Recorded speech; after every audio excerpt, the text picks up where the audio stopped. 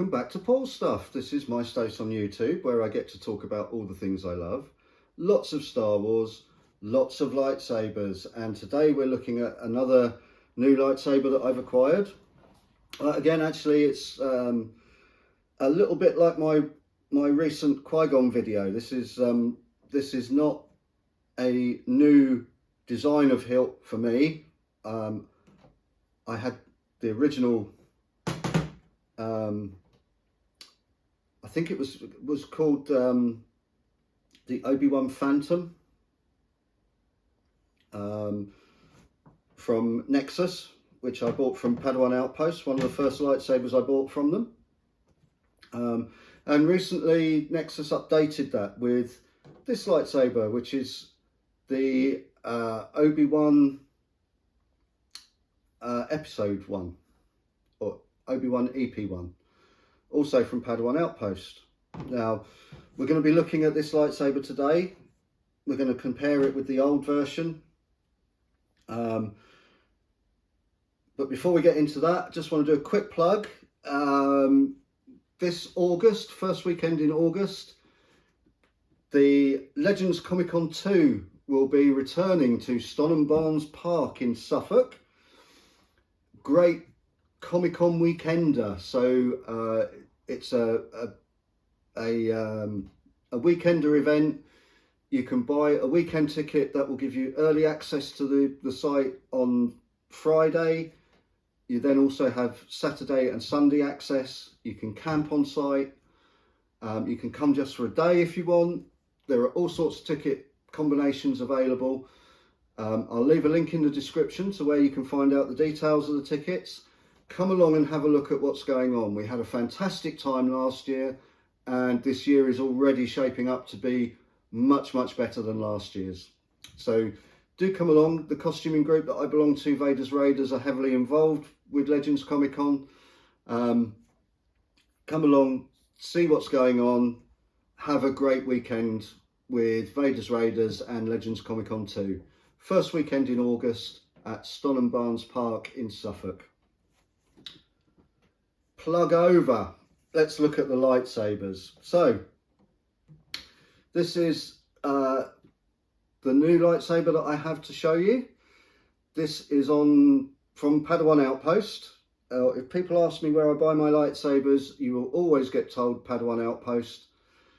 They have a great selection of sabers. They do baselit sabers. They do Xeno3 Pixel sabers, which is what this is. They do Profi sabers. They have sabers from Nexus. They have sabers that are pre-installed from companies like 89 Sabers, KR Sabers. They do mystery boxes. They've just recently introduced the Jawa's Junkyard boxes, which are scratch and dent returns, but you get a really great deal on the box. People have been loving them. So where do I get my lightsabers? Padawan Outpost. Great family firm. Best customer service you will find anywhere in the lightsaber market, and pretty much anywhere, full stop. They give you a year's guarantee. If you're new to Padawan Outpost, when you go onto their site, if you sign up to their newsletter, you get a code for 10% off your first order.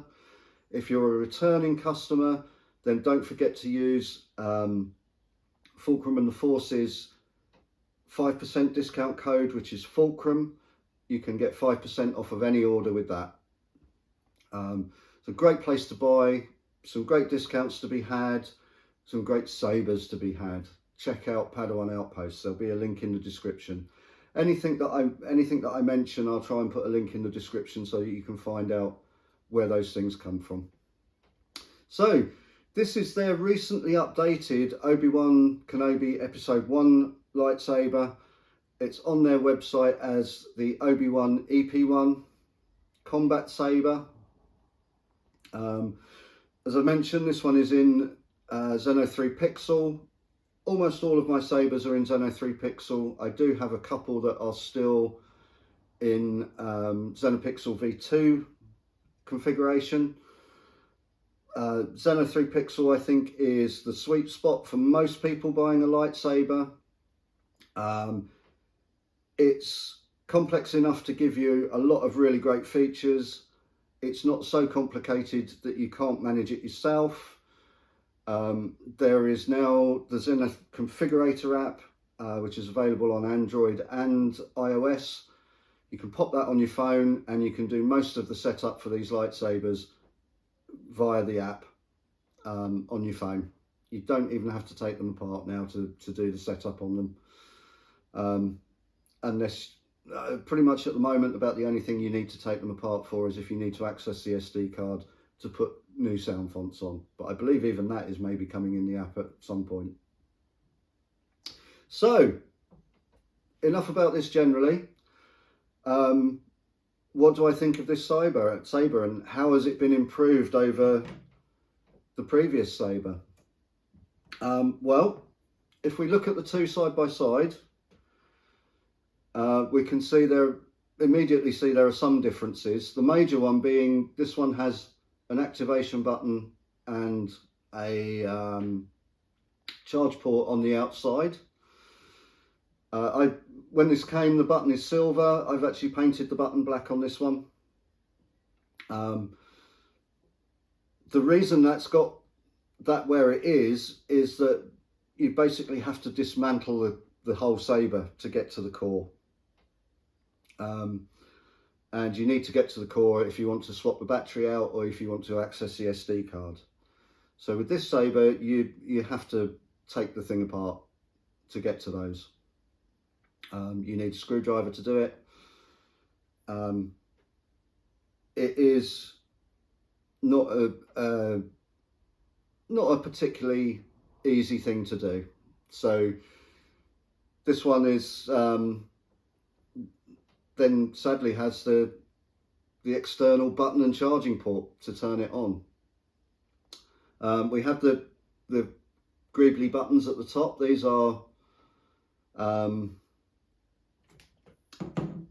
are completely non-functional. When I got this, the red one was on this side and this one was on this side, so I've had to swap those round. The red one was also quite a deep button, so I swapped it for this more accurate button. I also put in some little bits of frosted clear plastic in these windows around the emitter just to make it a little more accurate. And as I said, I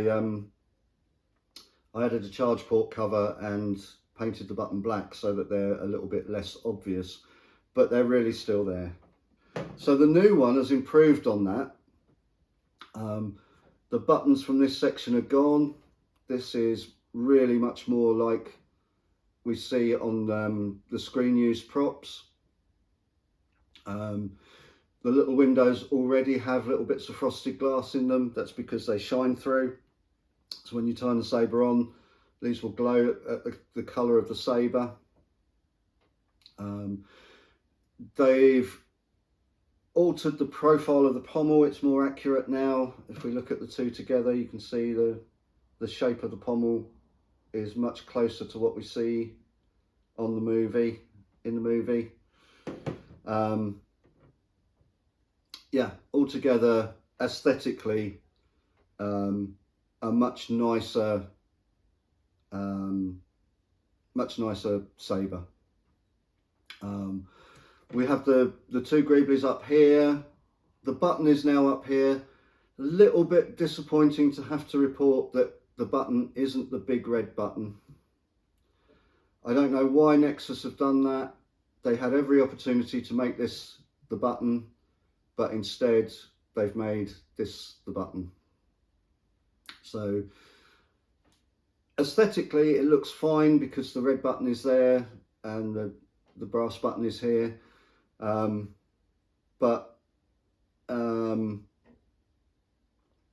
You know, in terms, it would have been nice if the red button had been the activation button rather than this one. But not a huge deal breaker. And when this came, the center of this was white. This is also shine through, although I believe this is done with an accent LED behind the button. As far as I'm aware, the ones from the movie are red, so I've just put some clear red paint on that. And we may be able to see when I turn this saber on, actually the blue colour of the saber comes through the red a little bit and gives it like a marbly effect, which I quite like. So the reason these external buttons are gone is because now the core is much easier to access on this saber. So we just unscrew the emitter section of the saber, take that out. There's a big connector on the end. Buttons are all part of that, and the obviously the blade connector is part of that, and the core just comes out. It's one of Nexus's new generation of removable cores. So we have the SD card, which is easy to access, the battery, which is easy to access. These are battery wraps that I get from Sabers. Again, link in the description to anything that I mention. We do have a USB-C charging port on here, but with the battery this easy to access, you might as well get yourself a smart charger and charge it out of the hilt. If you want to know more about that, I have a video on charging 18650 batteries for lightsabers. I've also got a video on the batteries themselves. So if you want to know more about that side of things, there are other videos on my channel you can check out which will tell you that. We've also got a kill switch, really nice feature that stops the battery draining while the saber is not in use, because most of these boards will take a small amount of current out of the battery and drain it over time.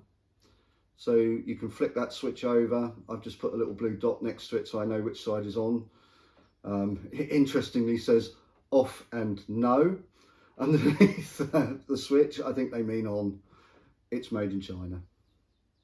I'll give them that concession. It works. It's a kill switch in a Nexus core. I'm more than happy with that. So if we turn the kill switch on, we have a little activation button here so we can turn the core on while it's out of the saber. It does have accent lights down the sides. It has accent lights in the connector, although that's connecting through to the blade connector, which also has accent lights in it. So if we just press that little button, ready to face the trials. The core comes to life. We've got an indicator button here, indicator light here that will flash. And if we turn the blade on, we get accent LEDs down the side which match the colour of the blade. Won't see those in this saber particularly.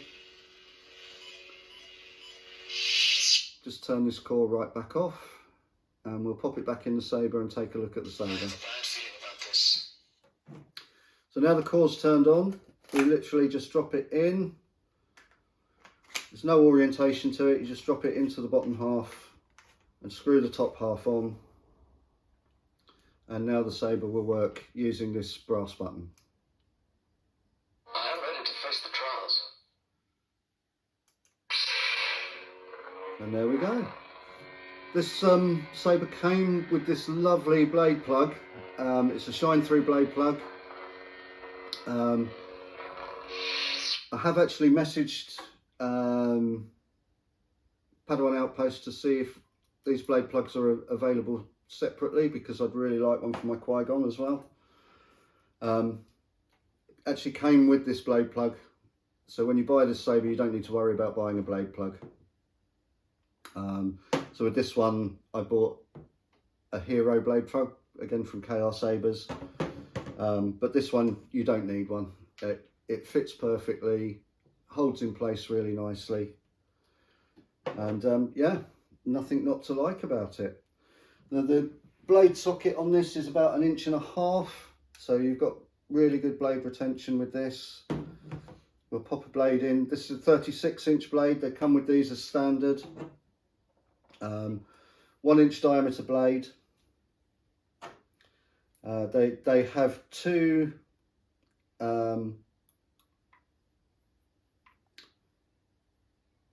retention screws. I always recommend when you've got 2 retention screws just to do one. I have a whole video on why does my blade wobble in my lightsaber? And in that I explain why it's probably best to just tighten one screw if you have two screws. They're not on this one, but sometimes you get two screws opposite each other and that can really make your blade wobble. So 36-inch blade, so it's going to be difficult to see in frame. It would be easy for me to set this up for a 28-inch blade so that you could see it easier, but I haven't done that. So this is already has my my Obi-Wan EP1 fonts on here. They're from the likes of Kyberphonic, KSith, a couple of other manufacturers on here as well, or writers for sound fonts. So custom blade colour, you can set your blade colours now in the app really easily. You can see the shine through on these little elements, and I don't know if you can see it, but there is shine through on here as well. It's a little bit different where I've painted it red to make it look a little bit more screen accurate. All the usual features of Xeno3 Pixel. So we have blaster block, and with the app now you can change the lighting effect that happens with the blaster block, change the lighting effect that happens with most of the different functions of the saber. We have tip drag. You see that the tip's turned white. We have mount.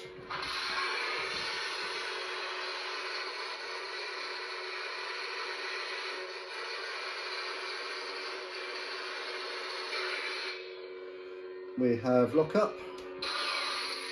The lockup is dynamic.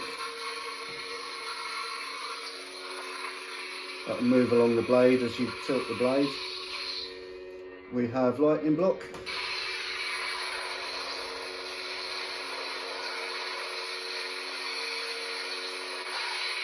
And in common with all of my sabers, I put quotes on instead of the lightning effect.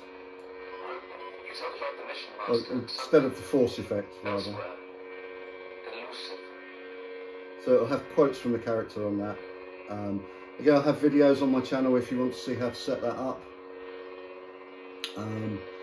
You may have heard the button bleeping as it's pressed. You can turn that on in the app. That's the count feature in the app.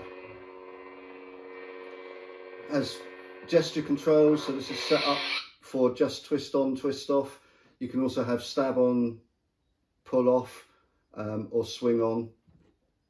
I don't tend to have those features enabled. I put custom sound files on for music. Turn that off before I get a copyright strike. You can have music playing on them. One feature I didn't show you is the multi-block, which is quite nice. So if it's turned on, you can turn it on in the app. If you hold the button and wave the saber, it will say enter multi-block mode. And then every time you move the saber, you'll get a blaster block.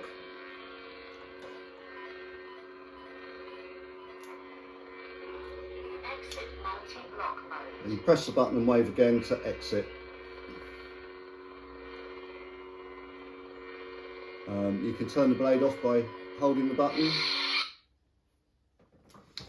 With several different sound fonts on here, there's a number of ways you can move through the sound fonts on a Xeno3. If you press and hold the button for 4 bleeps. Master Kenobi, you disappoint me. You will move from the font you're on to the next font.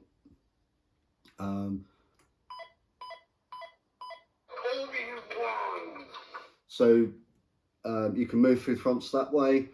You can also hold the saber upside down when it's off and twist it counterclockwise.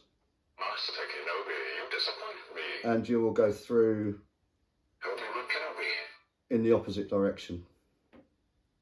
Meet Obi-Wan Kenobi. And we're back to the original font that I was doing a demonstration on for you.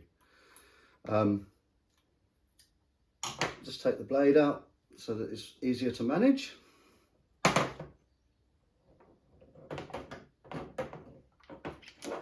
And then we'll pop that on the floor because it's going to roll about. So that's the new